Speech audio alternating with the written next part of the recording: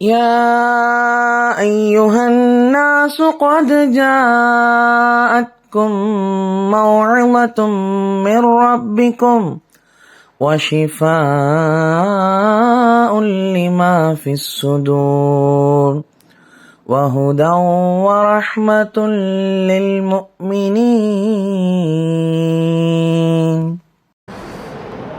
الحمد لله رب العالمين والصلاة والسلام على سيدنا محمد وعلى آله وأصحابه أجمعين. أما بعد.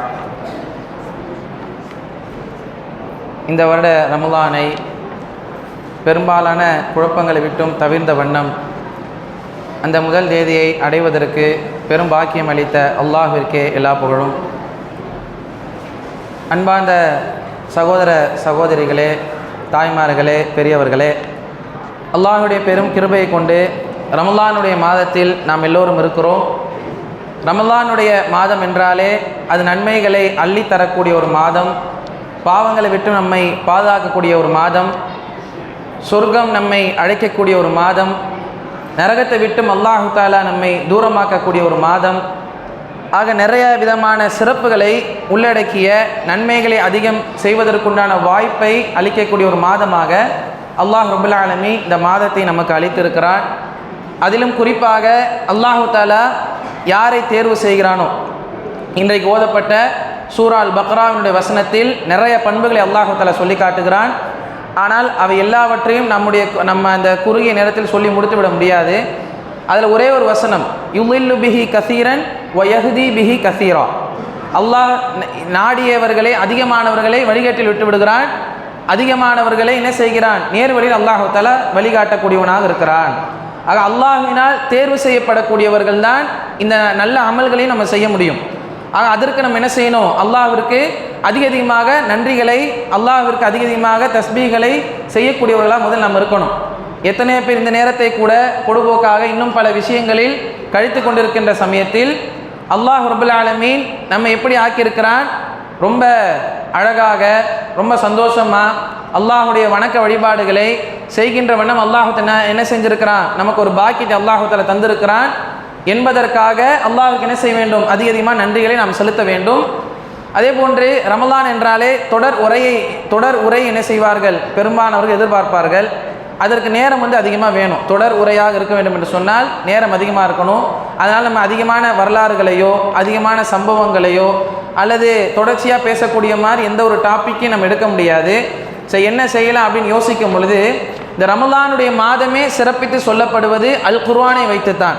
ஷஹ்ரு ரமலான் அல்லதி உன்சில ஃபீஹில் குர்ஆன். ரமலானுடைய மாதம், அதனுடைய சிறப்பு என்ன தெரியுமா அப்படின்னு அல்லாஹு தஆலா அதை பற்றி விவரிக்கின்ற பொழுது இதில் தான் குர்ஆனை அல்லாஹு தஆலா இறக்கினான். உங்களுக்கு நேர்வழி காட்டக்கூடிய, நன்மை தீமைகளை பிரித்து அறிவிக்கக்கூடிய, எல்லா விதமான விஷயங்களையும் உள்ளடக்கிய திருக்குர்ஆனை அல்லாஹு தஆலா இந்த மாதத்தில் தான் அருளினான். அதனால் இந்த மாதத்தில் நீங்கள் நோன்பை வையுங்கள், அதனால் இந்த மாதத்தில் நீங்கள் அல்லாஹ்வை அதிகமாக உங்களுக்கு நேர்வழி கொடுத்ததற்காக அல்லாஹ்வை அதிகமாக பெருமைப்படுத்துங்கள், அல்லாஹ்வை அதிகமாக நன்றி செலுத்துங்கள் என்பதாகவெல்லாம் அல்லாஹ் ரப்புல் ஆலமீன் சொல்லி காட்டுகிறான். ஆக நாம் ஓதக்கூடிய வசனங்களிலேயே நாம் தொடர்ச்சியாக சூரா அல் பக்ராவில் ஆரம்பித்திருக்கிறோம். நம்முடைய இலக்கு தொழுகையை அல்லாஹுடைய தூதர் காட்டி தந்த வழி பிரகாரம் தொழுகணும். எக்ஸ்பிரஸ் தொழுகை நம்முடைய தொழுகையை ஆகிவிடக்கூடாது.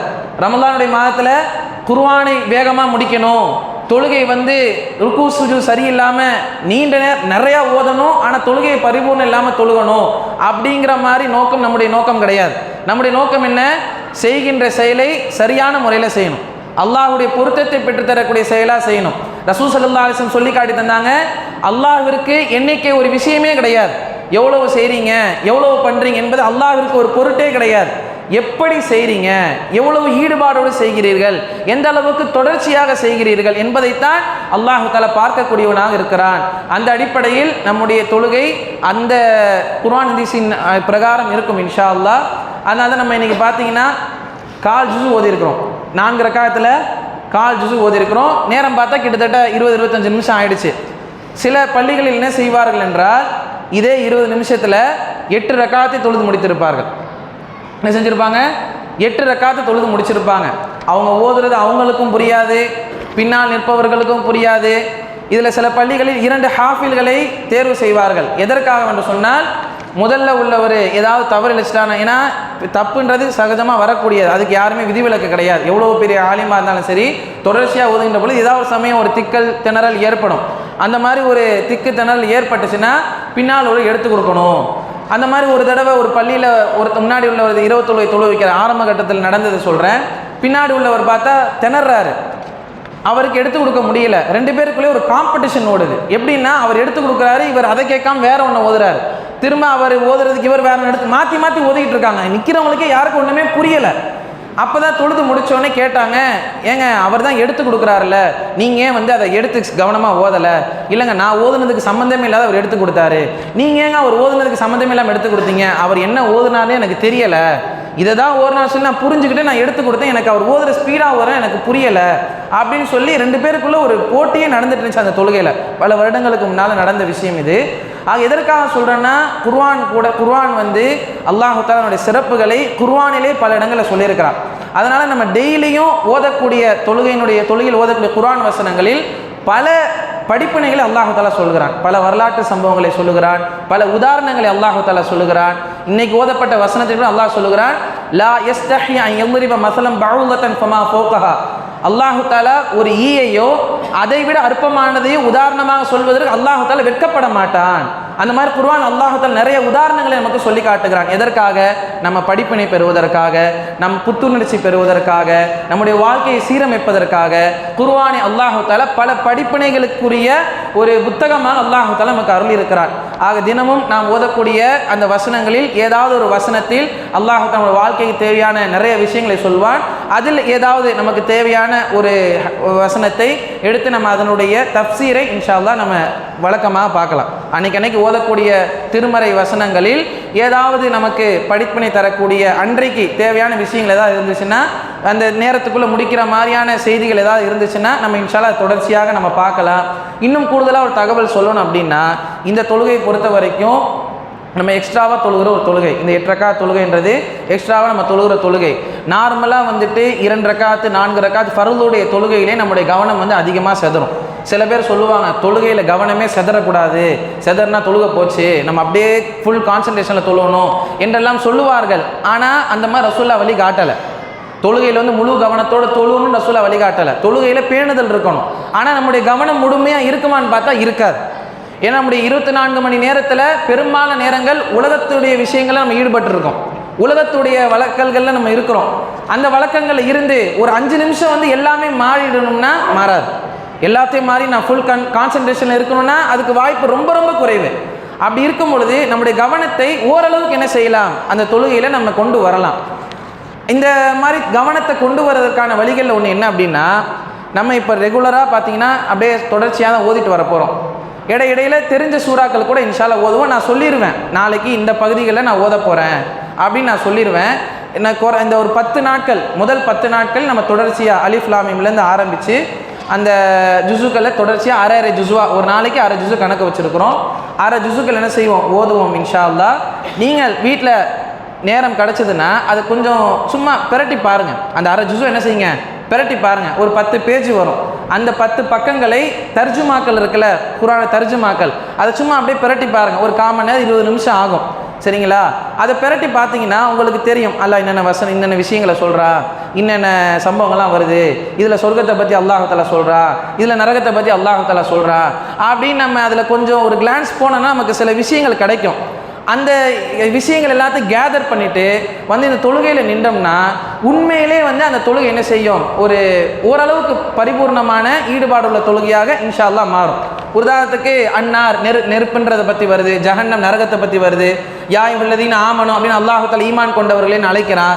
யா அய்யுஹன்னாஸ் அப்படின்னு அல்லாஹ் தஆலா மக்களே அப்படின்னு அழைக்கிறான். அந்த மாதிரி வசனங்கள் நம்ம கேள்விப்படும் போது டக்குன்னு மைண்டில் வரும், யா அய்யுஹல்லதீன ஆமனு, நாம இந்த மாதிரி வசனம் லைட்டாக படித்தோம், அப்போ அல்லாஹ் நம்ம படித்தது இதில் சொல்கிறான், அந்த சம்பவத்தை இதில் சொல்கிறான் அப்படின்னு சொல்லி அந்த கவனம் என்ன செய்யும், இன்ஷா அல்லாஹ் தொழுகையில் கொஞ்சம் அதிகமாக என்ன செய்யும், வருவதற்கான வாய்ப்புகள் அதிகமாக இருக்குது.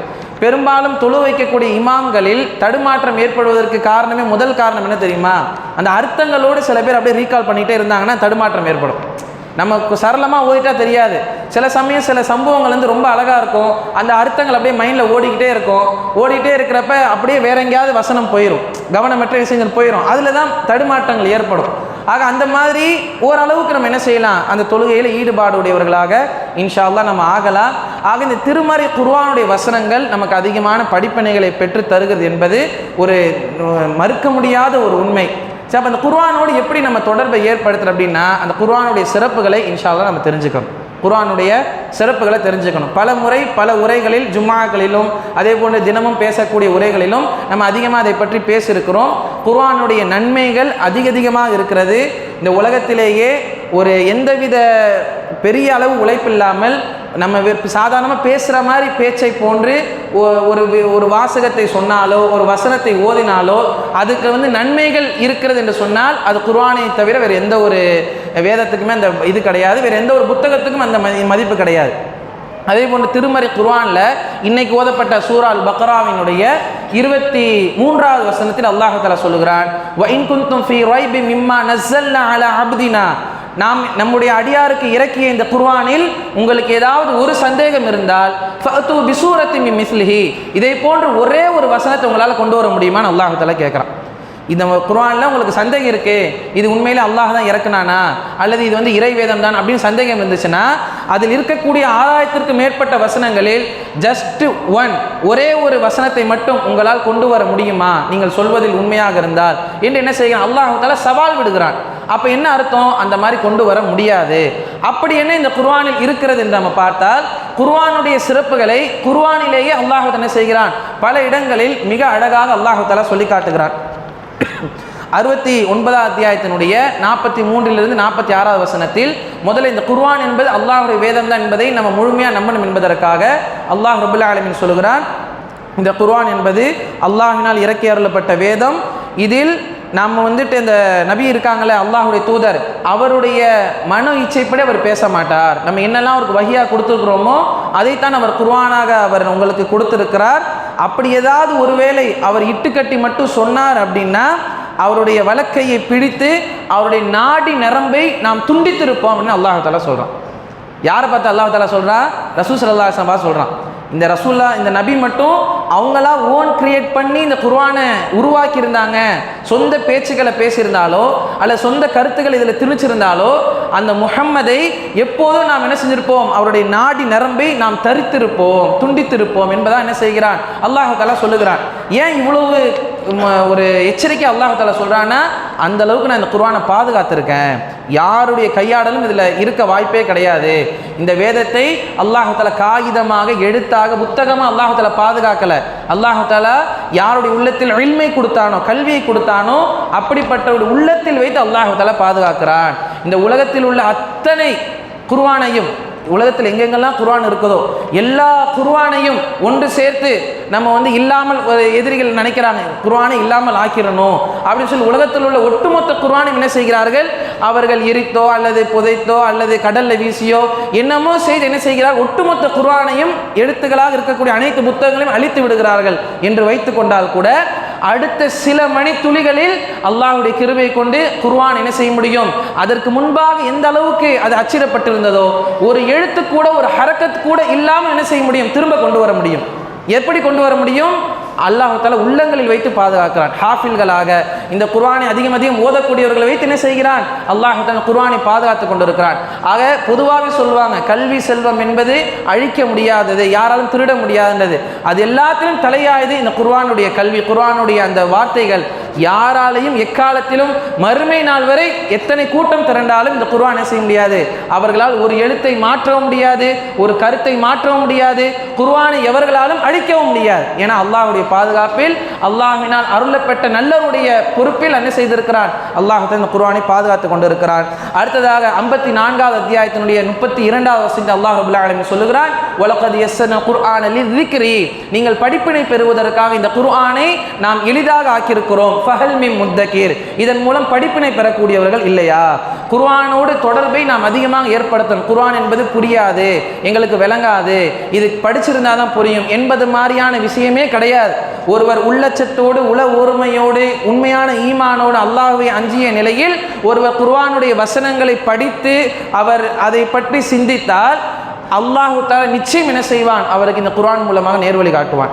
அல்லாஹ் தஆலா நிச்சயம் என்ன செய்வான், இந்த குர்ஆனை நமக்கு விளங்கப்படுத்துவான் என்பதாக என்ன செய்கிறான் அல்லாஹ் ரப்பல் ஆலமீன் சொல்லுகிறான். இதை நீங்கள் படிப்பினை பெறுவதற்காக ரொம்ப லேசாக அல்லாஹ் தஆலா ஆக்கியிருக்கிறான். ஒரு ஈஸியான மெத்தடில் இந்த குர்ஆனை நம்ம இறக்கி இருக்கிறோம். இதன் மூலம் நீங்கள் படிப்பினை பெற மாட்டீங்களா என்று என்ன செய்கிறான் அல்லாஹ் ரப்பல் ஆலமீன் கேள்வி கேட்கிறான். அடுத்ததாக அல்லாஹ் ரப்பல் ஆலமீன் அதே போன்று 47வது அத்தியாயத்தினுடைய 24வது வசனத்தை சொல்லுகிறான், அஃபலா ததப்பருனல் குர்ஆன், இந்த குர்ஆனையே அவங்க சிந்திக்க மாட்டாங்களா, அம் அலா குலூபின் அக்ஃபாலுஹா, அல்லது அவருடைய உள்ளத்தில் பூட்டு போடப்பட்டிருக்கா அல்லாஹ் தஆலா கேட்குறான். குர்ஆனை பக்கமே நெருங்காமல் அதை பற்றி சிந்திக்காமல் யாரெல்லாம் இருக்கிறாங்களோ அவங்க யோசிச்சு பார்க்கணும், நம்முடைய உள்ளம் ஒரு வேளை இறுகிருச்சோ, நம்ம ஒரு வேளை ஈமானை விட்டு தூரமாக போகிறோமோ, நம்ம ஒரு வேளை முஸ்லிமா முஃமினா வாழ்வதற்கு தகுதியற்ற ஒரு நிலையை அடைந்திருக்கிறோம் என்று நம்ம யோசிக்கணும். ஏன்னா அல்லாஹ் தான் சொல்கிறான், ஒன்றே குர்ஆனை சிந்திக்கணும், இல்லைனா உள்ளத்தில் பூட்டு போடப்பட்டிருக்குன்னு அர்த்தம், அவங்க எதையுமே சிந்திக்க தகுதி இல்லாத அர்த்தம் என்று என்ன செய்கிறான் அல்லாஹ் ரப்பல் ஆலமீன் கேட்கிறான். அதே போன்று 17வது அத்தியாயத்தினுடைய 82வது அல்லாஹ் ரப்பல் ஆலமீன் சொல்லுகிறான், வனுனஸ்ஸிலு மினல் குர்ஆன் மா ஹுவ ஷிஃபா, இந்த குர்ஆனை இறை நம்பிக்கை உள்ளவர்களுக்கு ஷிஃபாவாக நாம் ஆக்கியிருக்கிறோம், மருந்தாக நாம் ஆக்கியிருக்கிறோம். வரஹ்மத்துல் லில் முஃமினீன், இறை நம்பிக்கை கொண்டவர்களுக்கு நாம் அருளாகவும் ஆக்கியிருக்கிறோம் என்பதாக என்ன செய்கிறான் அல்லாஹ் ரப்பல் ஆலமீன் சொல்லுகிறான். வலா யஸீதுல் ஸாலிமீன் இல்லா ஹசாரா, யாரெல்லாம் அநியாயம் செய்கிறார்களோ அவர்களுக்கு பெரும் இழப்பை தவிர வேறு எதையும் இந்த குர்ஆன் தராது. அதாவது இந்த குர்ஆன் மூலமாக எனக்கு ஒன்றுமே கிடைக்கல, நான் எதையும் சிந்திச்சு பார்த்தா எனக்கு ஒன்றுமே கிடைக்கல, அல்லது இந்த குர்ஆனில் எனக்கு நோய் நிவாரணம் இல்லை, இந்த குர்ஆன் ஓதுனா எனக்கு நிம்மதி இல்லைன்னா நம்ம பெரும் அநியாயக்காரர்களாக இருக்கிறோம். நம்ம உண்மையிலே அல்லாஹ் நம்பினோம்னா நமக்கு இதன் மூலம் நிம்மதி கிடைக்கும், ஷிஃபா கிடைக்கும். அதே போன்று அந்த ஷிஃபா பற்றி 10வது அத்தியாயத்தினுடைய 57வது வசனம் அல்லாஹ் தஆலா சொல்லுகிறான், யா அய்யுஹன்னாஸ் மக்களே கத் ஜாஅத்கும் மவ்இதத்தும் மிர் ரப்பிக்கும், உங்கள் இறைவனிடமிருந்து வந்த நல்லுபதேசமாக இந்த குர்ஆன் இருக்கிறது. வ ஷிஃபாஉல் லிமா ஃபிஸ் சுதூர், இதயங்களில் உள்ள நோய்களுக்கும் மருந்தாக இந்த குர்ஆன் இருக்கிறதுன்னு அல்லாஹ் தஆலா சொல்கிறான். நோய் என்றால் 2 வகை, ஒன்று வெளிப்புறத்தில் உள்ளது, இன்னும் உள்ளப்புறத்தில் உள்ளது. வெளியில் உள்ள நோயை சாதாரணமாக நம்ம சரி பண்ணிடலாம், உள்ளே இருக்கிற நோய் இருக்கு பாருங்க, அது ரொம்ப கஷ்டம். அல்லாஹ் சொல்கிறான், வ ஷிஃபாஉல் லிமா ஃபிஸ் சுதூர், உள்ளத்தில் உள்ள நோய்க்கும் இந்த குர்ஆன் அருமருந்தாக இருக்கிறது. அதை பற்றி இன்னைக்கு ஓதுன அல் பக்ரா தான் சொன்னேன். இந்த அல் பக்ராவில் நிறைய விஷயங்கள் இருக்கும், நம்ம அதை சொல்லி நேர முடியாது. அதையும் அல்லாஹ் தஆலா குர்ஆனில் சொல்கிறான், இன்னைக்கு ஓதப்பட்ட வசனத்தில் சொல்கிறான், ஃபீ குலூபிஹிம் மர்துன், சிலருடைய உள்ளங்களில் நோய் இருக்கும், ஃபஸாதஹுமுல்லாஹு மர்லா, அல்லாஹ் தஆலா அந்த நோயை அதிகப்படுத்திடுவான். அதாவது நம்மளா திருந்தாத வரைக்கும் அல்லாஹ் தஆலா நம்மளை மாற்ற மாட்டான். அந்த மாதிரி சில பேர் உள்ளத்தால் நோய் அதிகமாக இருக்கும், உள்ளத்தில் நினைக்க மாட்டாங்க அல்லாஹ் நெருங்கணும், குர்ஆனை நெருங்கணும், நல்ல விஷயங்களை செய்யணும்னு சொல்லி உள்ளம் நல்ல விஷயங்களை சிந்திக்காம கெட்டதை பற்றியே யோசிச்சுட்டு இருக்கும். அப்படிப்பட்ட கெட்ட நோய் உடையவர்களுக்கு ஃபஸாதஹுமுல்லாஹு மர்லா, அல்லாஹ் என்ன செஞ்சிடும், அந்த நோயை இன்னும் அதிகப்படுத்திடுவான் என்று அல்லாஹ் தஆலா சொல்கிறான். அப்போ என்னுடைய உள்ளத்தில் உள்ள நோய் சரியாகணும். சிலர் சொல்வார்கள், நான் திருந்தணும்னு நினைக்கிறேன், திருந்த முடியல, கெட்ட பழக்கங்களை விடணும்னு நினைக்கிறேன், விட முடியல, நல்ல விஷயங்களை செய்யணும்னு நினைக்கிறேன், செய்ய முடியல. இது உள்ளத்தில் ஏற்பட்ட நோய். அந்த நோய் நீங்கணும்னா நம்ம என்ன செய்யணும், வ ஷிஃபாஉல் லிமா ஃபிஸ் சுதூர், அந்த நோய்க்கு மருந்து அல்லாஹ் எதில் இருக்குன்னு சொல்கிறான், குர்ஆனில் இருக்குன்னு சொல்கிறான். குர்ஆனை ஓதுனா அந்த நோய் இன்ஷா அல்லாஹ் சரியாகும். அதே மாதிரி ஒரே ஒரு சம்பவத்தை மட்டும் சொல்லி நான் முடித்துக் கொள்கிறேன். அப்துல்லா பின் ரவாஹா ரலியல்லாஹு அன்ஹு அவர்கள் என்ன செய்கிறார்கள், ஒரு முறை அவங்களும் மனைவி உட்காந்துருக்காங்க, திடீரென்று அந்த சஹாபி அழுகிறார்கள். அழுததை பார்த்த உடனே அவங்க மனைவி என்ன செய்கிறாங்க, அழுகுறாங்க. அப்போ அப்துல்லா பின் ரவாஹா கேட்டார், நீ எதுக்குமா அழுகுற அப்படின்னு.